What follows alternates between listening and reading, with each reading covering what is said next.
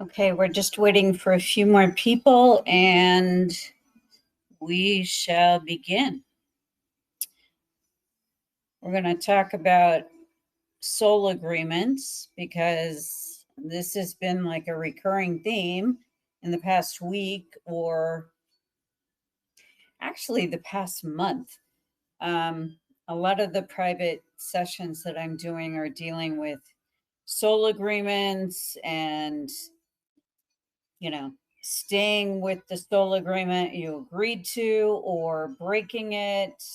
So I need to sort of address what this is and what that means.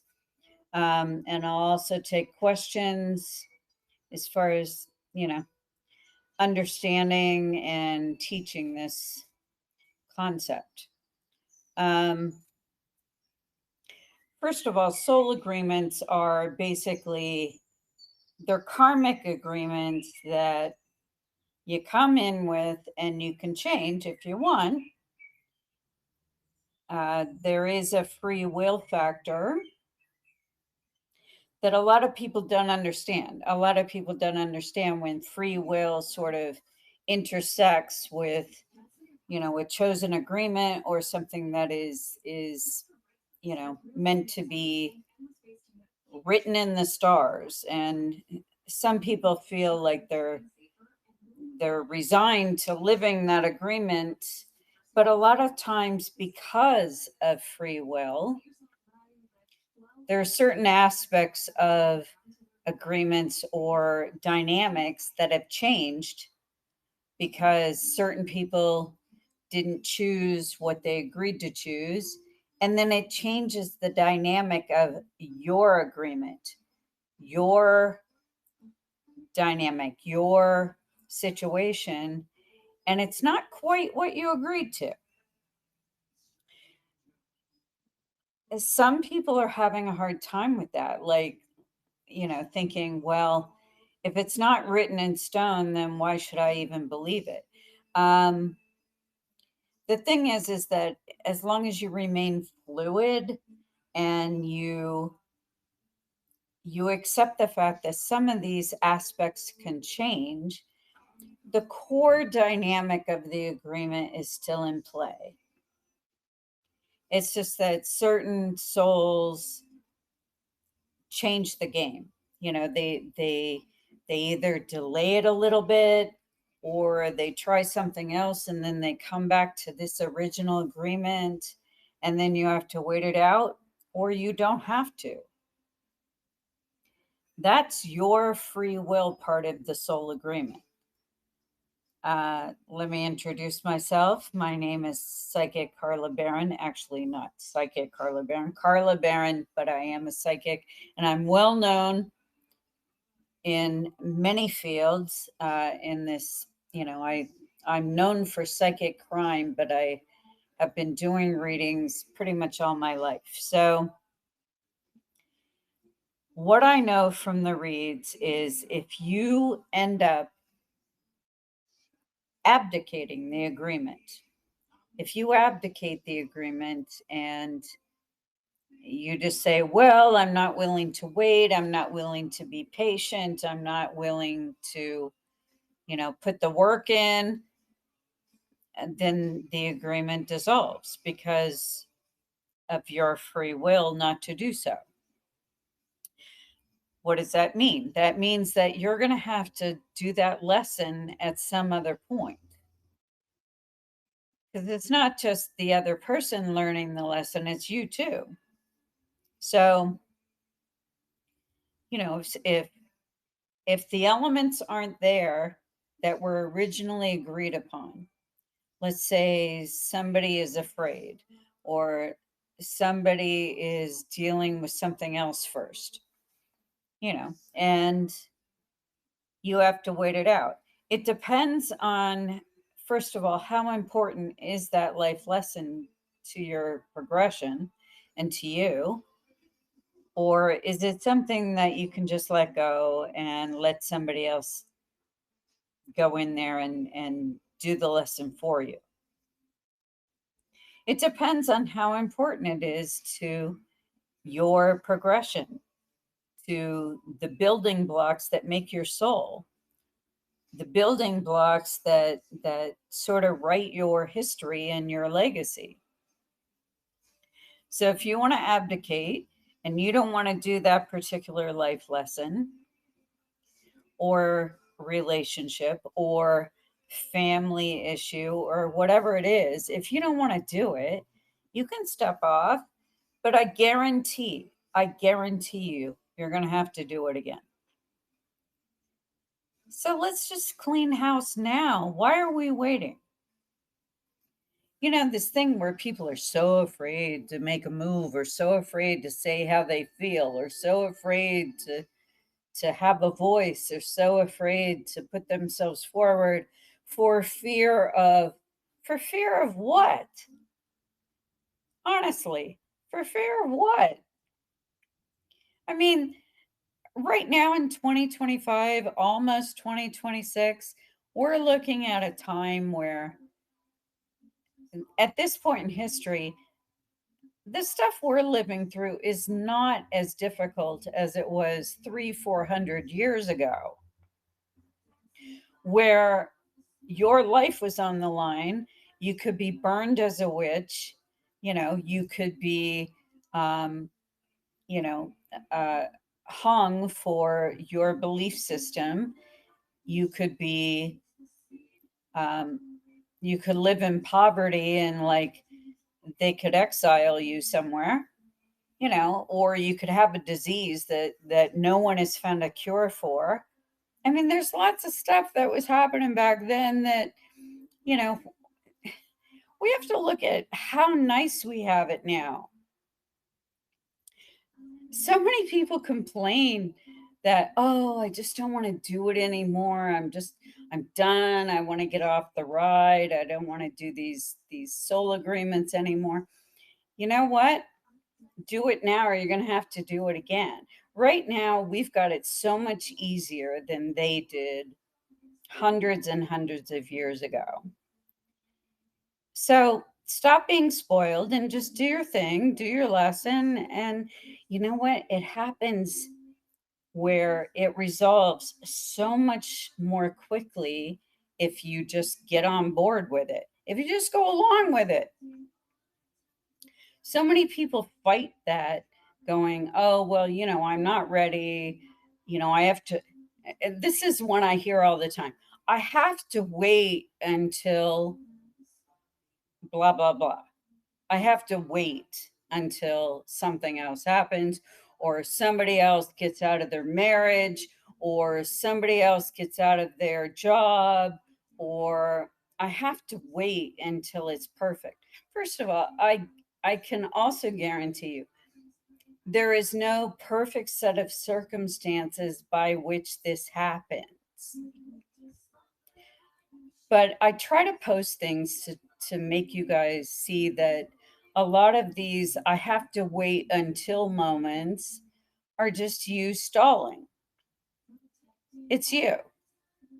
It's not the circumstance. It's not, oh, I have to wait until I have enough money to do this, or I have to wait until I move, or I get a new job, or, something.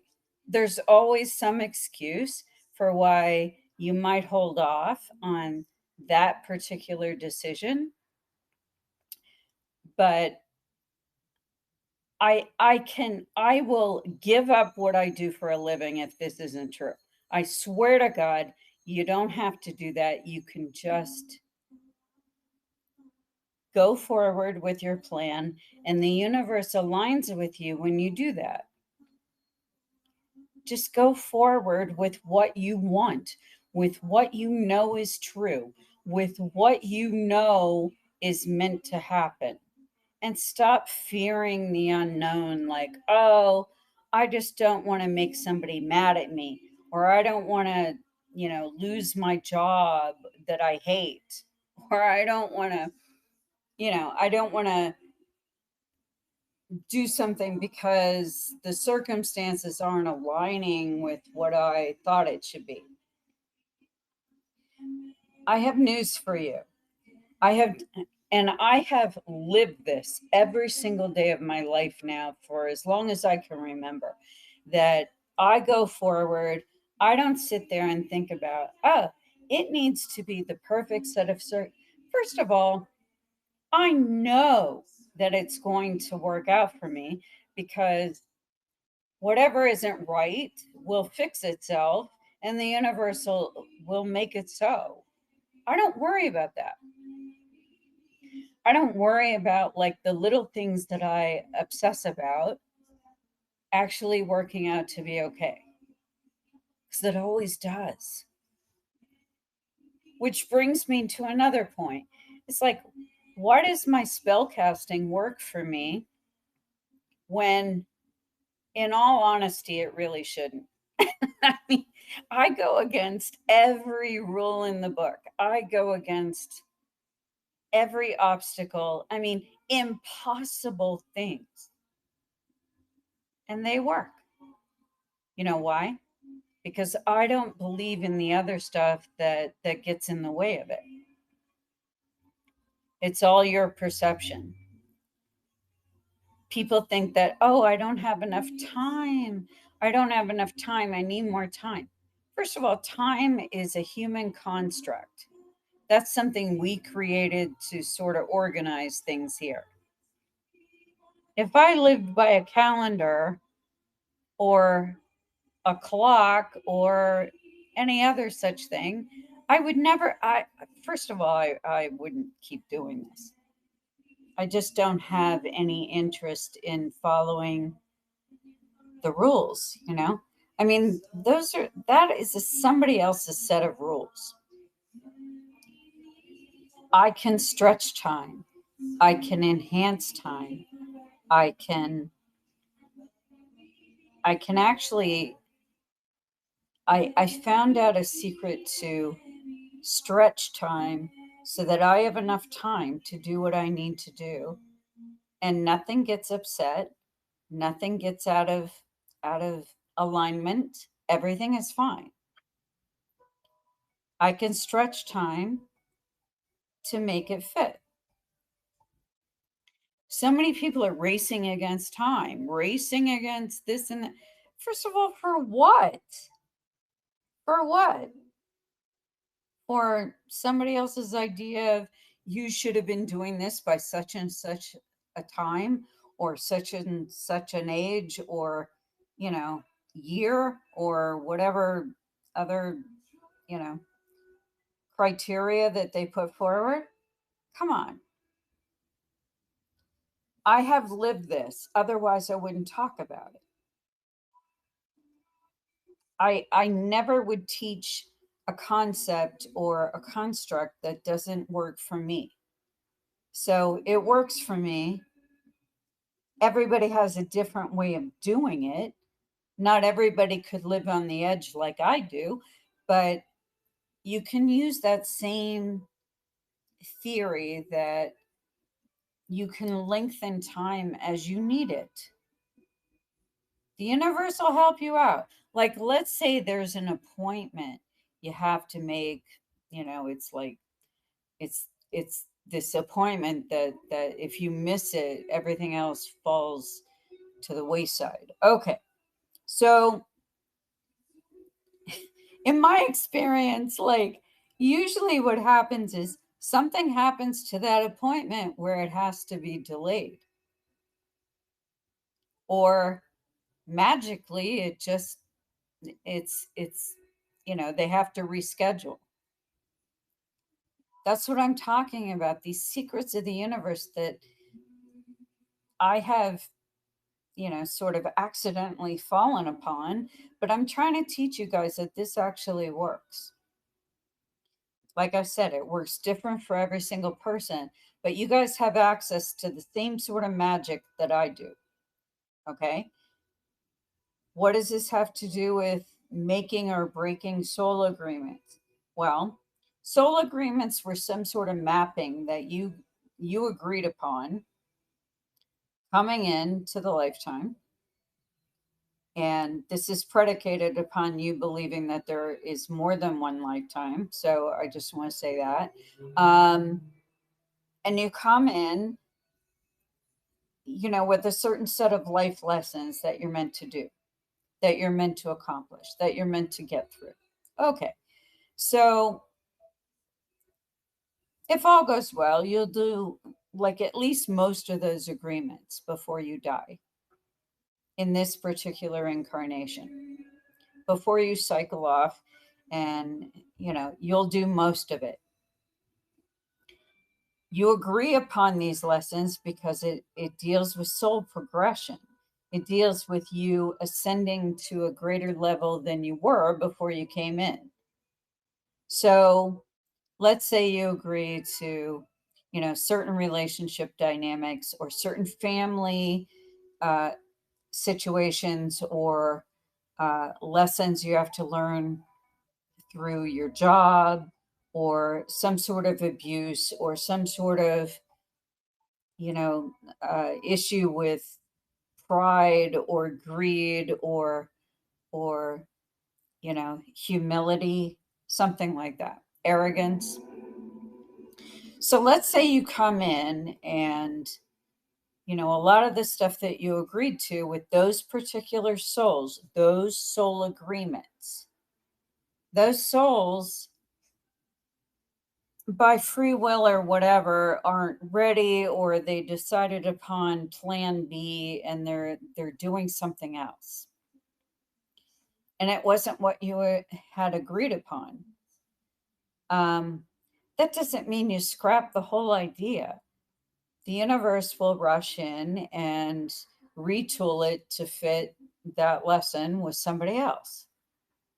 As long as you can learn the lesson and learn it in its entirety, and you can embrace the lesson, take it with you, assimilate it, then all is good. People attach themselves to, oh my God, if it's not that one soul, if it's not that one person, I will never love again. That doesn't, first of all, that doesn't exist. Yes, those souls are meant to teach you love or true love or heartbreak or whatever it is. But it doesn't mean that somebody else can't take up the challenge of doing that with you in some other way if that person chose something else. That's the hardest thing for me to deal with in private session, is teaching people that free will does exist, and yeah, it can throw a wrench in the works. 90% of the time people do their agreements, with what I had just said. 90% go through with it, everything is fine. There might be little glitches here and there, but everything is fine. Most people do their agreements as they agreed, as they had written before they came in. But, that 10% where, like, well, why didn't this happen? It's because one or both of you, or, a number of people that had to contribute to that scenario, abdicated for some reason. There's no rhyme or reason. Usually it's out of fear, or it's out of, some sort of sense of failure, like you feel like you're going to fail if you do it. The other thing that I've noticed is, even if I don't think I can do something, if I throw myself into it, all of a sudden, all the energy, all the support from the universe, all the everything comes together. Even if I didn't think that I could pull it off. That's the other thing. So you kind of get rewarded for taking that chance on yourself, taking that chance on the universe, taking that chance that, you know what, like, it's got to be better than what I'm doing now. You know what I mean? Like, it's got to be better. So if you just take that leap of faith and jump off that cliff and just know that you're going to get caught by the universe. As long as you do that, as long as you have belief that that's going to happen, then the stuff that you need to have come together will. The problem is when you get yourself so fixated on particular souls, like, oh, it's got to be him, or it's got to be her, or it's got to be that, or it's got to be this. And the problem with that is that you get so locked into that one scenario that it leaves no room for free will. And if free will happens, which I've seen happen, if free will steps in and changes the game and you're not ready, then you fall apart. And what? Your life is in ruins for what? Because it wasn't that one particular thing that you had fixated on. Like I said, 90% of the time it all works out the way you guys agreed. Maybe it's a little bit different here and there with application or approach, but most of the time it works out. But you got to be ready for that 10% when, life throws a wrench in the works. You weren't prepared for something. Most of the people that I read are the ones that aren't prepared for something. Thank God I live my life on the edge and I'm just prepared pretty much for everything when I wake up. Like, I have no idea what's going to happen during the day, usually, but I'm prepared for it, whatever it is. If something happens, I just switch gears and I immediately take care of it. I don't live my life in fear of it, which is why I get rewarded so many times. And God knows I am so grateful. That's the one thing I am grateful every morning when I'm making my bed. I'm like talking to the universe and talking to like my grandparents and my dad, and I'm like thanking God that certain things are falling into place. You know, I I have learned to be grateful and not just act like I deserve it, like, oh, well, I've done all this, so I deserve to be happy now. That's the wrong attitude.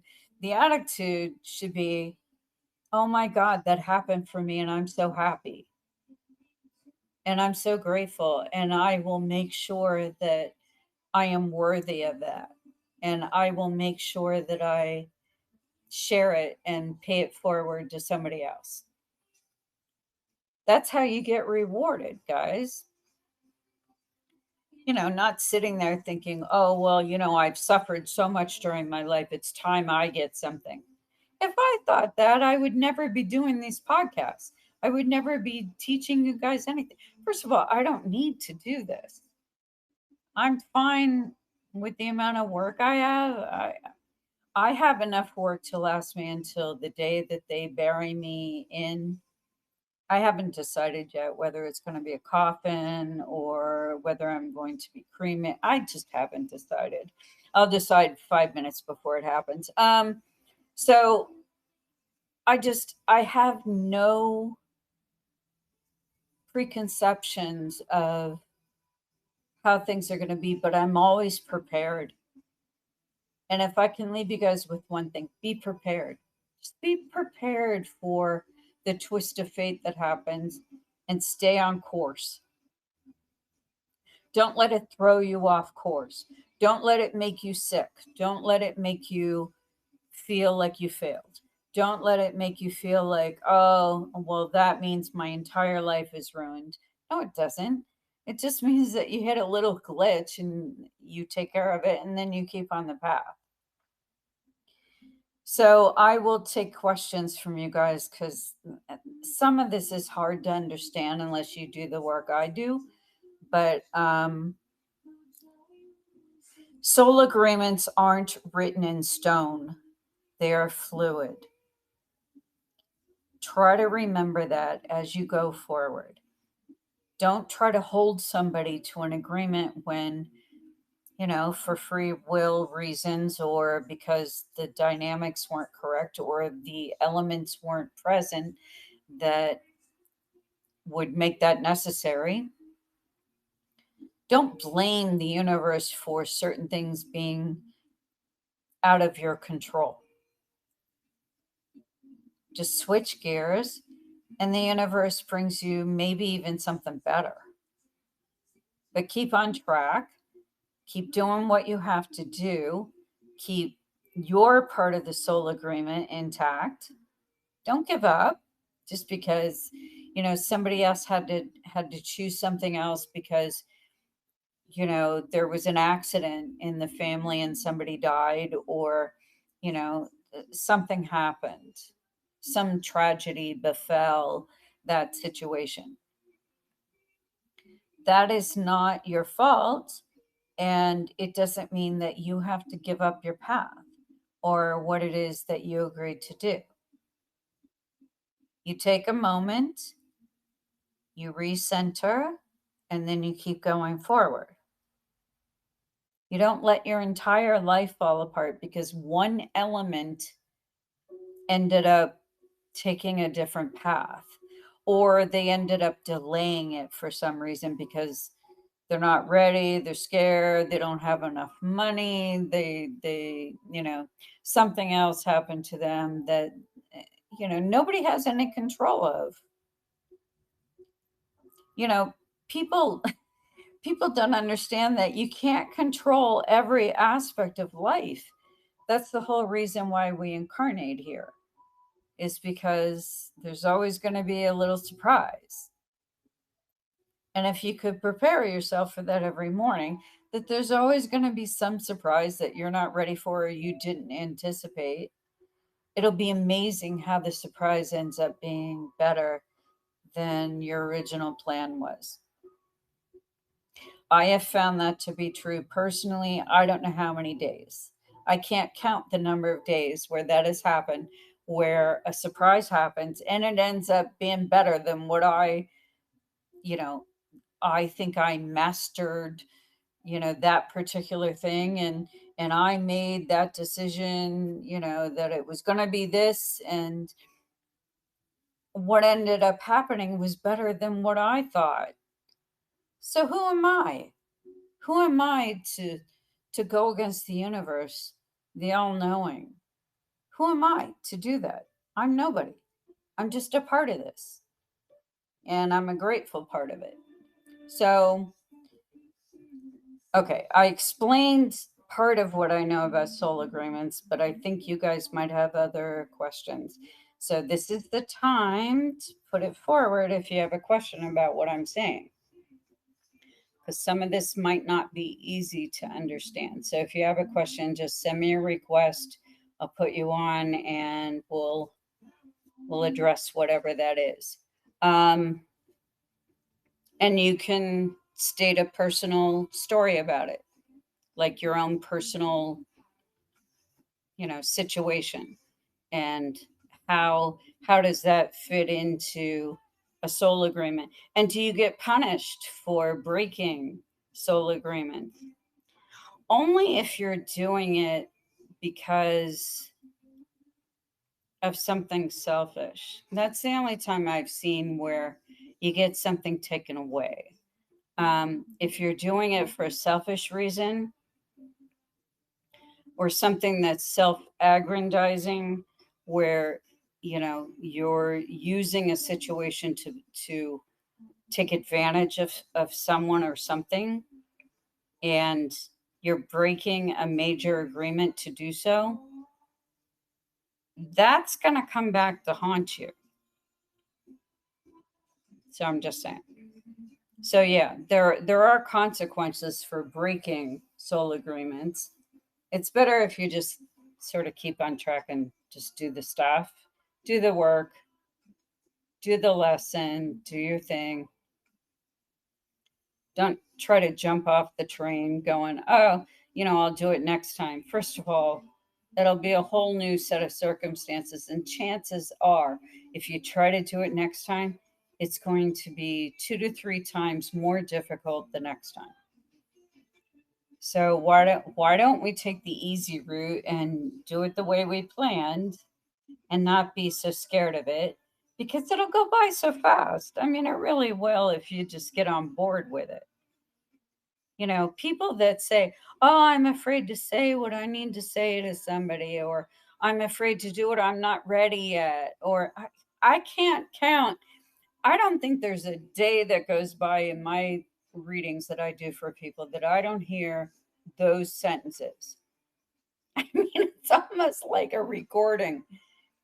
I'm not ready because blah, blah, blah, or whatever. And I have a lot of patience, but trust me, the universe will start subtracting things if you don't do it within a reasonable amount of time, because certain elements of those lessons or soul agreements, certain souls will move on to do other agreements. They're not going to sit and wait forever while you get you know, your, I'm going to say your shit together, because that's what it is. Um, they're not going to wait. They have to move on and do it with somebody else, or do it another way. So you don't have all the time in the world just because you're breathing. That's where some people also make the mistake of taking that for granted, that you have all the time you need. No, you don't. You agreed to do it within a certain amount of time. There are expiration dates to these things where, you'll have to do it with somebody else, or you got to push it to the next lifetime. It doesn't, it's not just this ongoing agreement that never expires. That I know. You can either do the right thing by it, dig in, get it done, do it to the best of your ability, and learn, assimilate, and then, leave it be. Or you can sit there and make up 10 excuses for why you're not doing it, that the universe will sit and be patient for a little bit. But remember that these agreements you made are with other souls, other situations that will change if you wait too long. So you don't have forever. Okay, I don't mean to be scary. All right, since nobody has any questions, I assume that you're all like good to go on what I just said. Yes? Well, apparently not. Patrick? Okay. Hi, Carla. How are you? So I'm pontificating over here. I'm good. um, did you understand at least like a teeny tiny bit of what I said? Yes, ma'am, I did. Okay. I love when he calls me ma'am. He's so polite, like so southern, you know. Yes, ma'am. No, ma'am. Okay. I love I I don't know why, but I love pomp and circumstance. All right. So anyway, so what's your question? So, my question is, in the last spaces, when I was talking about, the guy that I'm interested in, Andrew, Hmm. you had said that me and him had a soul agreement.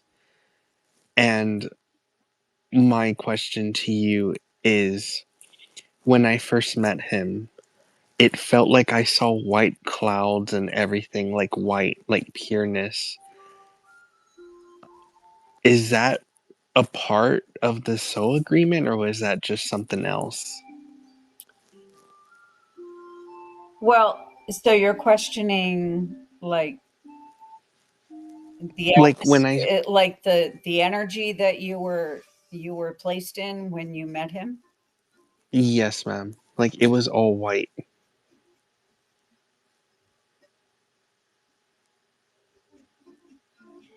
Okay.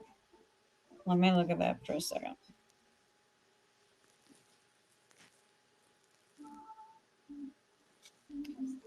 Okay. That was the purification of the white was so that he would feel safe Mm-hmm. entering into your space, entering into your personal space, and that he wouldn't feel threatened by it or feel like, he was going to get attacked or that you were setting him up to be taken advantage of or something nefarious. Okay. Mm-hmm. So the whole white cloud thing was mainly so that everyone knew it was a safe space and you are the anchor of the clouds. You're the one Mm-hmm. anchoring the clouds, not him. What he will do is he'll be like that, like an animal that, or a pet that you find that you rescue or something that you find has been abused to some degree, and little by little they gather trust, and they tiptoe into your space again, and when you're not looking but you're really looking but you're not looking, and they feel safe. And it'll be like that with him, because I Mm-hmm. think that it's been so conditioned to be punished for his thoughts and his natural desires and what he wants in life, that he I don't think he realizes, because of either his upbringing or just his conditioning, that he can have something else. So it's your You're job. right. Yes, ma'am. Yeah. Does that make sense Mm. with what you know about him? Yes, ma'am. So it's not about, I know you guys all are very goal oriented, and it's like, oh, got to get that goal, got to get that guy, got to get that girl. It's like it's not about the game. It's about how you play it. And Mm-hmm. you will appreciate this so much more if you are the anchor. Just remember that in your dealings with him, that it's not even what you say, it's the fact that you offer a safe space, a safe energy, a safe environment for him to figure out what he wants out of his own free will, out of his own latent desires that he's never been allowed to look at. Mm-hmm. Allow him the space and the time to do so. If you push it and act like he's got a deadline or you're just going to move on to the next guy, then you miss the whole lesson between the two of you. The whole thing is that for you, it will feel so much more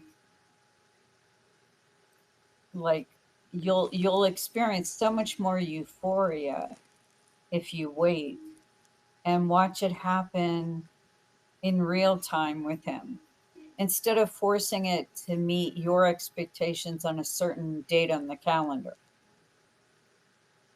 Like I know so many people that I read, they give a date by which, okay, he needs to make that commitment by such and such a date, or she does, or I just Mm-hmm. laugh when I hear this stuff going, okay, the universe isn't going to go by your calendar. It'll go by how you traverse this particular part of the journey, you know? No, and I'm going to be patient with him because that's something you had said in the last spaces. I need to be patient. Well, and I get that this is like a major this is a major soul agreement for you. This isn't like some Mm-hmm. little flirtation. This is a major transition for you. So you can't skip this one. This one is important. And you can't act like, oh, well, it's not happening in a certain time frame, so therefore it's not going to happen. That's ridiculous. That has nothing to do with whether it's successful. It's successful if he's still coming around, you know? If he's Yes, ma'am. still if he's still talking to you, if there's still something that draws him to you, that means it's successful. It's not Mhm. successful by your definition of success. Okay? Mhm. He's not there and you're not there to finish his life plan either. You guys are there to sort of do this together. I first of all, I think it will happen just because I'm looking forward, but I think it will happen. But I'm also seeing um, there are some things he hasn't told you about himself that will be so, like, you can't imagine how happy you're going to be. He hasn't told you everything about himself yet. No, he hasn't. So when he does, when he feels safe enough to start sharing, you're going to know this is the one. Okay? Mhm. And So it check kind of it out. feels like that. Yeah, this isn't just some little tryst for you. This is a major transition for you. Mhm. Major life lesson, major soul agreement. I'm excited for you. This is good. Thank you, Carla. Thank you so much for everything. You're welcome. And obviously keep me abreast of the situation.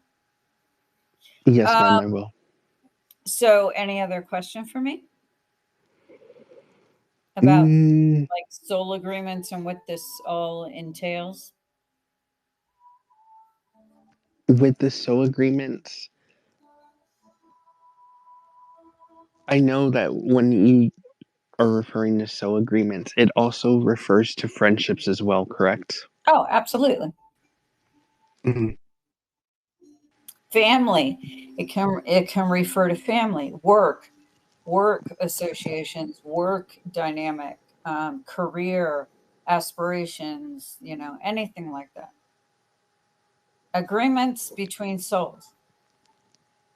Some of them are task companions, some of them are love agreements, some of them are, you know, family type arrangements, where you are learning to interact and interface in a way that maybe you didn't set up for yourself before. Like I know with me, family has been people outside of my actual family. It's been like, you know, my clients, my friends that came outside of that. Mhm. That represents my family. It's never been about my actual family. My family presented like every kind of hell that I needed to go through in order to get to where I am now. Oh, that's So how I feel too. I've substituted certain things, but I still had to learn certain interfacing and interaction and life lessons that were concerning those dynamics. So, I work them out with the rest of the people that I run into during the day, and you know, I try to do the Mhm. best I can. Nobody's perfect at this, nobody, but it's to force it that, oh, well, I don't get along with my mother or I don't get along with my father and like I'm going to hell. First of all, that's not how it is. And you work it out with another soul. If you didn't work it out with them for whatever reason, you work it out with other people that represent a fatherly or a motherly or a sisterly, brotherly sort of dynamic. You work it out Of with course. them, you know? There's no guilt Mm-hmm. in not doing it with the ones that you chose to be family members. First of all, if you're working through that kind of hell with your family, um, there's no guilt in like never seeing them again. I mean, you had a lot of hard stuff to go through, you know? Mm-hmm. So there's no guilt there as long as you take care of it and take care of that lesson sometime during the lifetime. You know, when you take care of the other things and you seal up those edges and you heal yourself, you heal those auras the way that you should. It doesn't have to Yes, be ma'am. your actual family, you know, it doesn't have to be somebody that you're in love with. It could be somebody else that teaches you love on a different plane, on a different scale, you know? Yes, So ma'am, of course. hopefully some of that sinking in, but No, it is. keep us abreast of your situation, Mr. Patrick. I can't wait. Yes. Yes, ma'am, I All will. right, and you'll send us that testimonial and we'll read it and we'll all sit there and celebrate with you. Okay, so uh, Yes, ma'am. who else has a question before we sign off tonight? Anybody else want to ask something? Now's your chance to ask me. If you have any questions about soul agreements and how it applies in your particular situation, that's fine to ask it that way. That's the best way to learn, actually, is to apply it to your own, set of, constructs so that you can understand what's going on. Um, it's better to learn it with something that you're familiar with versus, having this be some abstract idea that you don't know what to do with, um, it's better if you learn it in the construct of your life and your set of circumstances, and that you can apply it to that. It's better if you learn it that way. So when I'm doing private sessions with people, that's what I try to do. I try to say, okay, this is the lesson, and this is kind of how it looks like in your set of circumstances. And if you can somehow bring it closer to this, then we'll be good. I mean, I try to get you guys to do it as much as I can, but I also have a prime directive of not forcing it on you guys. I cannot, I'm not allowed to do that. I am not allowed to force lessons into happening just because I'm losing patience with how many times it's taking you to learn it. That is not my job. It is not something I'm supposed to do. So I get reminded, like the universe will remind me. I'll either have I'll like cut myself by accident in the kitchen, or I'll have something happen where I realize it's because I was pushing. I was pushing because I didn't allow someone enough time to absorb the lesson and apply it to their own situation. I was trying to force it because I was growing tired of it myself. And, I'm getting much better at that, at catching myself before I do that to my clients. So, um, I also think one thing needs to be said about if you break a soul agreement. Again, I sort of broached that before, that you feel like, oh, I'm going to be punished, the universe or God's going to punish me if I break this.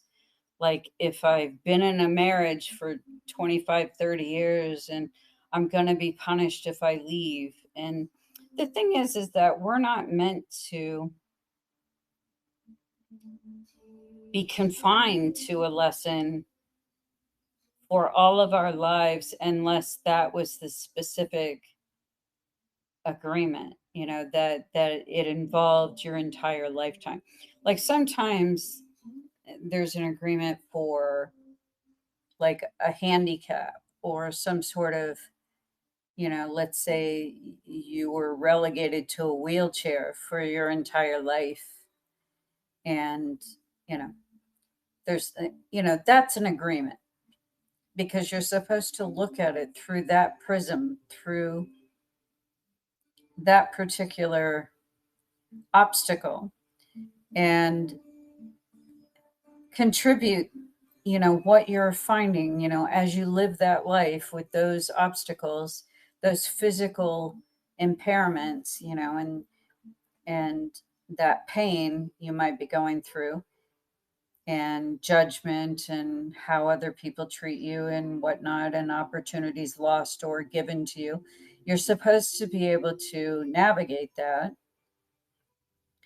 based on what you agreed upon.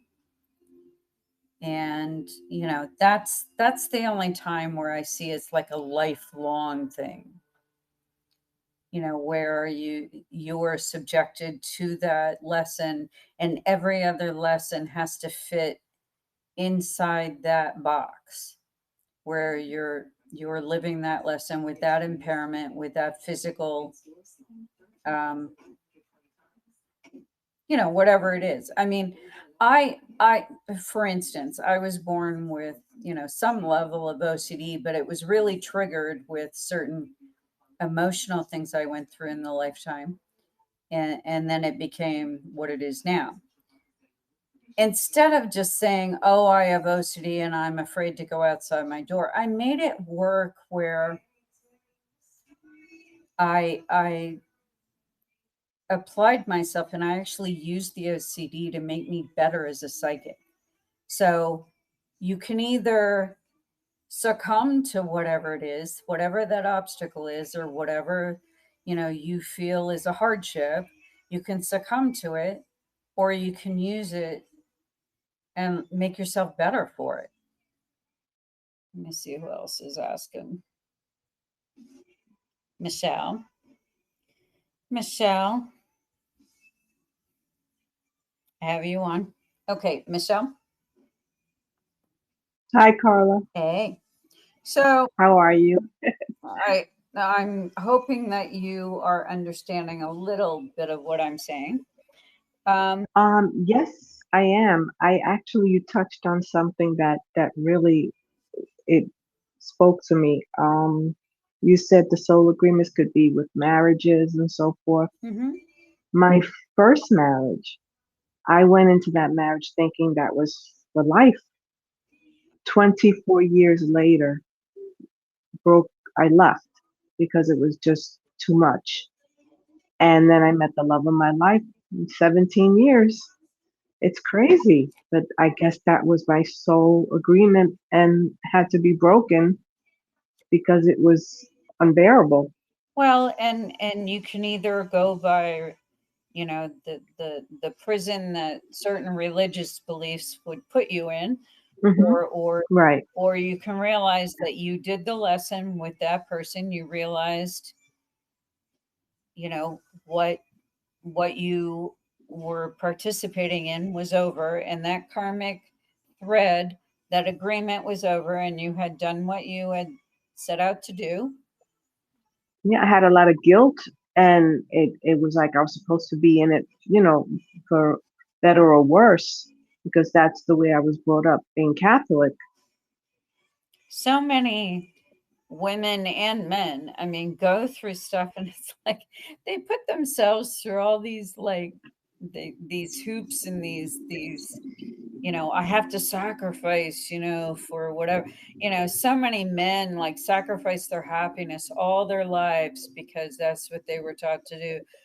We're Hmm. men and we're supposed to, be the, we're bringing in the money, we're supposed to protect the family, and we're not supposed to be happy. And the thing is that to a point, to a point.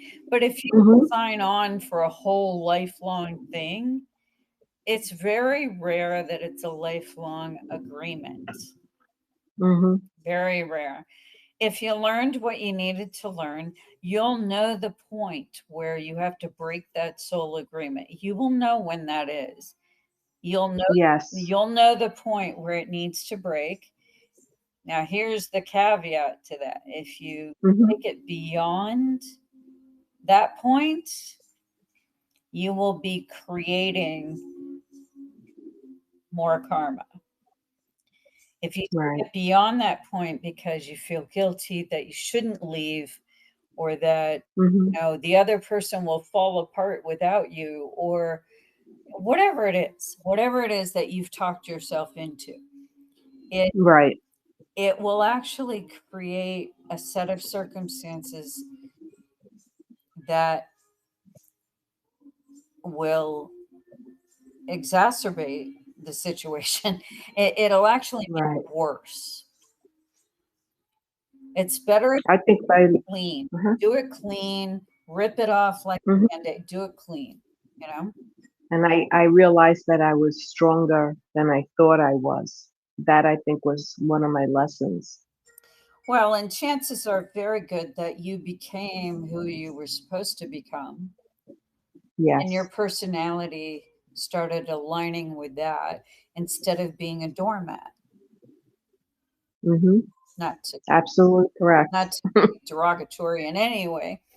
Um, Mhm. I'm not trying to throw shame upon your first situation, but you became the person you were supposed to become.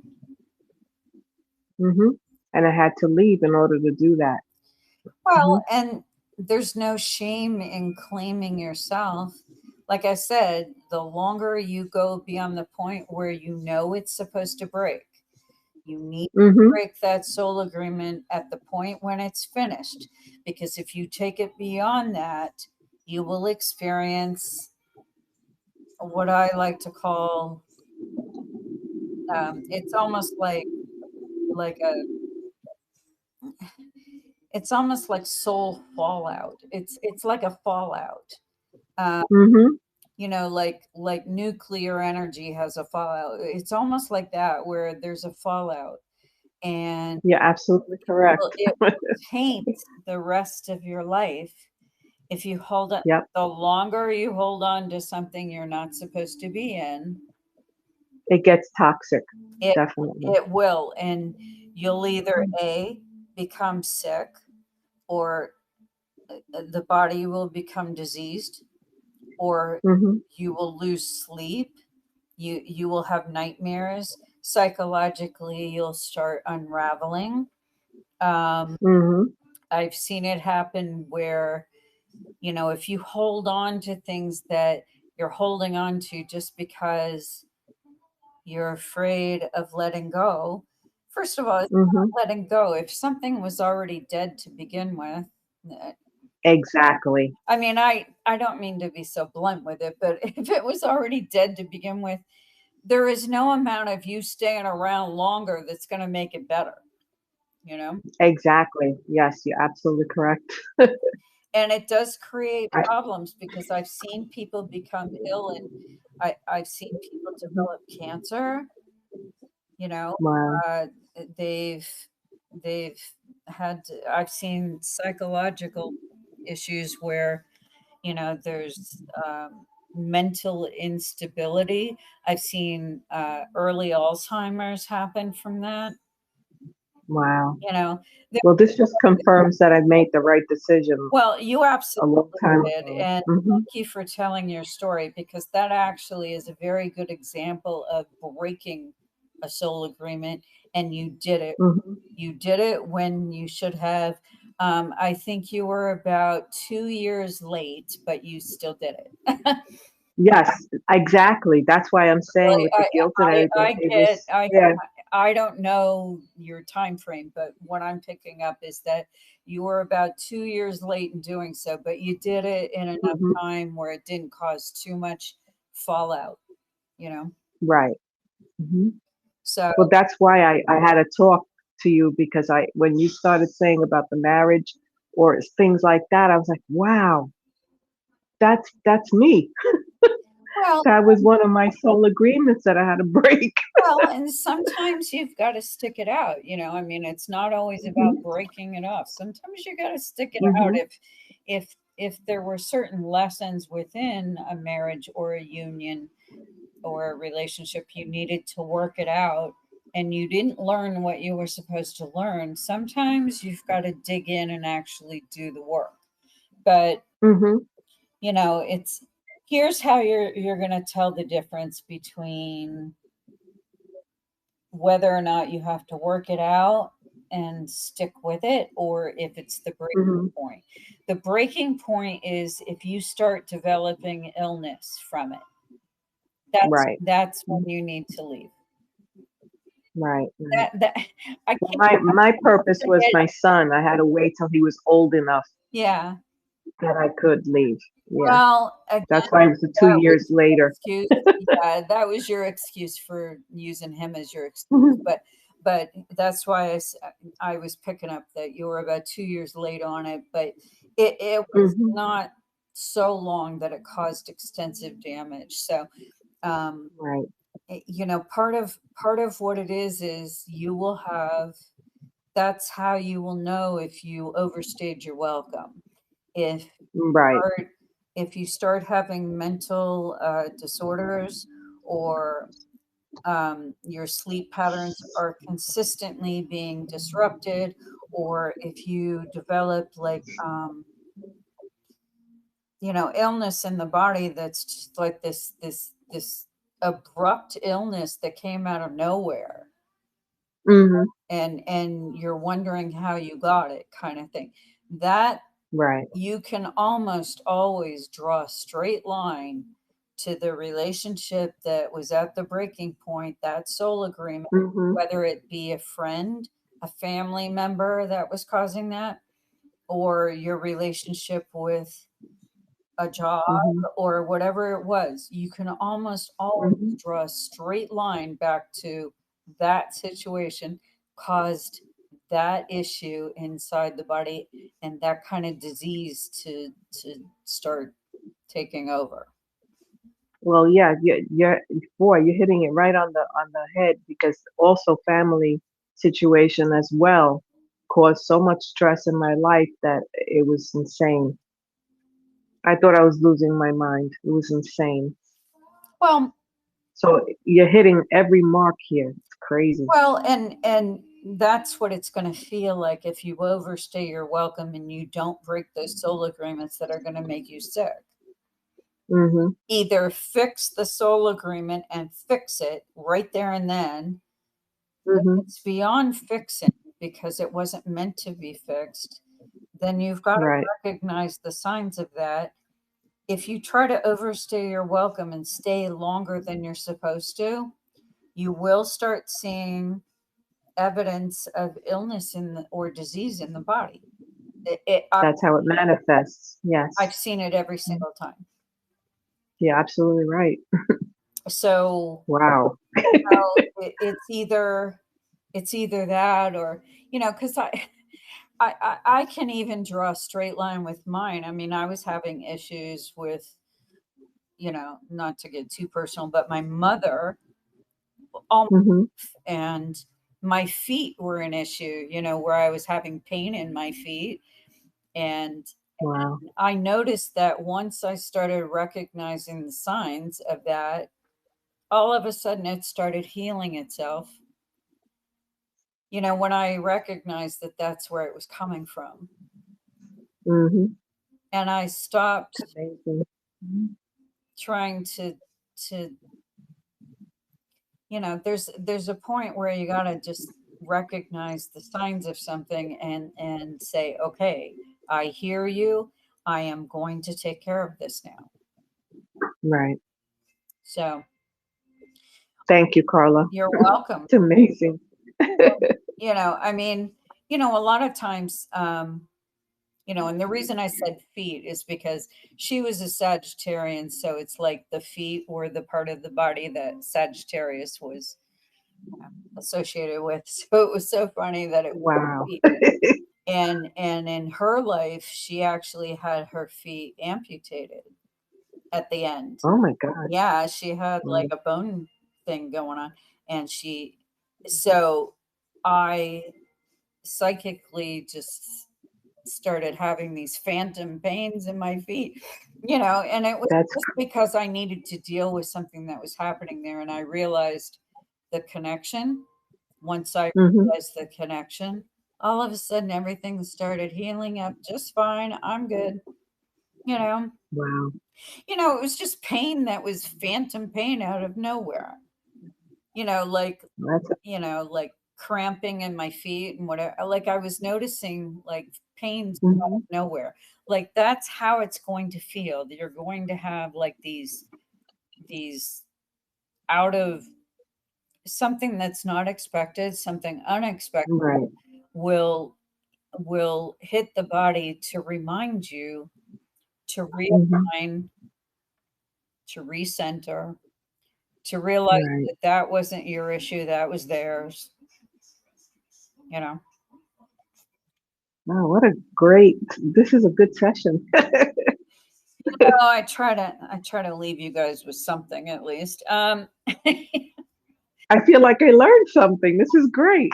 Well, hopefully that's, I'm not just here, clearly I'm not here just to, get engagement or whatever. I'm doing this because I feel compelled to lead souls in a certain way.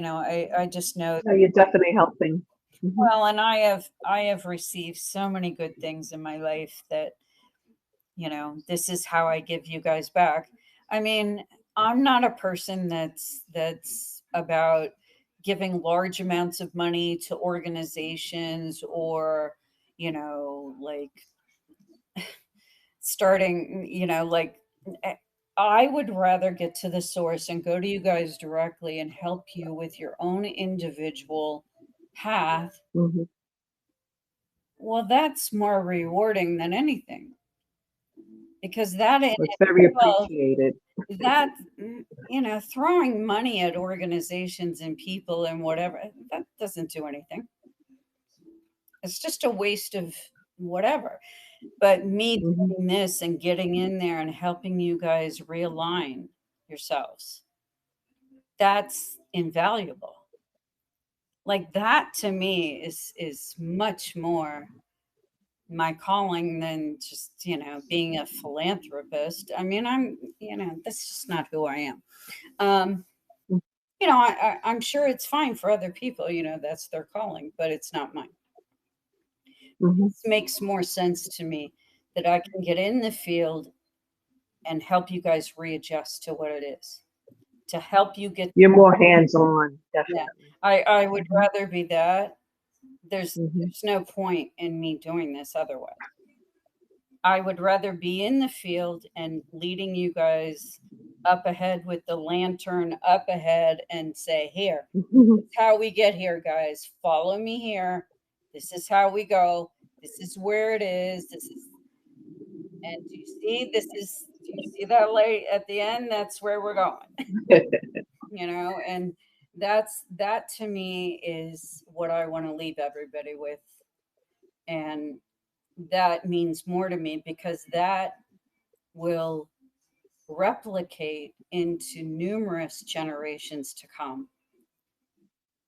That's not just going to be for you guys. It'll be for all of your children and your children's children, and any souls that you come in contact with will benefit from me doing this. It will replicate and have a ripple effect.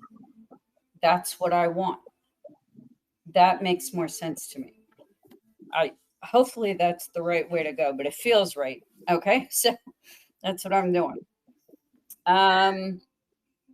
Any other questions? These are good ones. These are good teaching stories, which is what I had hoped that these podcasts would become. Anybody else? Well, thank you, Carla. You're welcome. Thank you very much. Thanks for sharing your private story. So who else has a question? If anybody has a question, they want to ask a question in the framework of your particular story or situation, and you want to know how to make a certain thing work, or what are the signs of breaking soul agreements or making new ones, what are the what's the fallout if you do? I mean, and the thing is, like I said, you will know when the breaking point is, when you start to have either illness befall the body, like disease of some sort that comes out of nowhere, this inexplicable disease, or the other thing is that certain calamities start befalling you in your life, like all of a sudden your house catches on fire, your car is stolen, you're robbed at gunpoint or something. I'm giving very extreme examples, but that things like that all of a sudden start happening to you and they never were happening before. That means that you have to look at which relationships or soul agreements. I don't care if it's a love relationship, if it's a family member, if it's a child you've been dealing with, if it's a coworker, a boss. I don't care what it is. You need to start looking at the source of, you needed to let that go. And because you didn't, you caused another ripple effect of all this other stuff happening. It's the universe's kind of little reminder, get your shit together. Like, get yourself together and make that decision, because you took too long and now all this other toxic stuff is happening. That's the best way that I can put out there, that's your sign. That's when you need to break soul agreements. That means that they have finished themselves off, that they have cycled off, that you've learned everything that you can learn from them. And it's time to just let it go. Let it go with love, Say, hey, I'll see you again in some other lifetime or whatever. Let it go with love, but let it go. The big lesson is let it go. There's no guilt or crime in doing so. In fact, you're causing yourself illness or calamity if you hold on too long. All right. So I think we covered like some pretty heavy stuff for Friday night. I like this time of the week to do this because everybody's off work. I know it's like, oh, you don't feel like going to school, but hopefully I've made learning fun for you, and it at least gets you to think about it. I'm gonna let it go at this point unless somebody else has another question. I am going to sign off and we'll talk to you guys next time. But let me know, either you can leave comments in two places. You can either leave them in the YouTube when it's uploaded there, or you can leave comments here on Twitter X and let me know what you thought of tonight's little lesson. I always feel good after these. It's not because I'm getting any attention. It's because I feel like you guys actually hear what I have to say, which is good. I feel like you guys are actually getting some of this. So, I'm going to keep going as long as that keeps happening. And I love when you guys show up for this. I will have this posted on all of the listening platforms within the hour, and let me know on either YouTube or here what you thought. And until next time, which is next Friday at 6:30, until further notice, we'll have another topic. But we'll talk soon, and it's October, so please get your witch on, get your bewitching mode on, people. That's what it's about now. It's about magic. It's about witches. It's about magic. It's about the unknown. It's about things that scare you, but you can't seem to keep away from. So anyway, my favorite time of year. I will touch you guys next time. Bye bye.